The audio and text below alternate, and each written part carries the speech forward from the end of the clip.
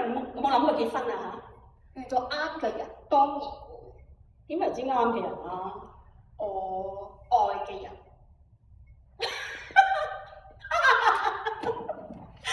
我愛嘅人，真係救命！我唔係講人咁好笑，好基本啫。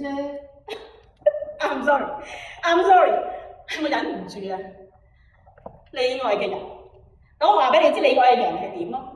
嗱，首先佢唔可以窮，一個連自己都發展唔到自己嘅人，你唔係覺得佢靠得住啊嘛？但係第二，佢唔可以屋企有錢啊！二世祖都係令你發展自己唔到自己嘅人嚟㗎。第三，佢唔可以係個賊，因為啲錢唔係佢㗎。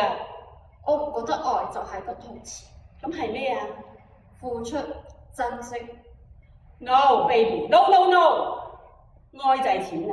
嗱，愛上咗就會想同佢一齊，拍拖要使錢，想永遠同佢一齊就會想結婚，結婚要使錢喎，結完婚口淡淡想生個仔，生仔要錢，教仔要錢，養仔要錢，燈油火蠟都要錢啊！仲有老爺奶奶外父外母都要錢啊！佢哋生又要錢，死又要錢。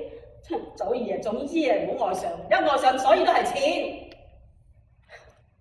某程度咧，你呢種女人啊，就好聰明嘅，避開晒嗰啲責任，寄生喺個棵大樹個影嗰度，成條寄生蟲咁，或者咁樣就係最接近嘅所謂愛。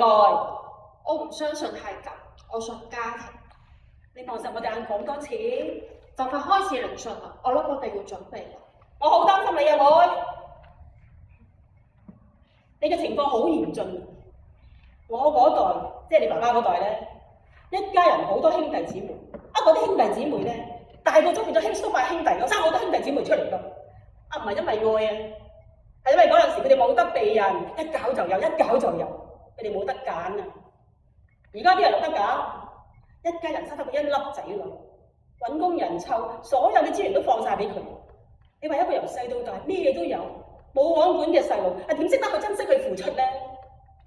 呢個世界啊，將會所有都係呢一啲細路，佢哋會全部都係要為咗愛情而結婚，要佢哋付出，佢哋根本就冇呢啲基因，所以咧，恭喜你啊，你有排撈啊！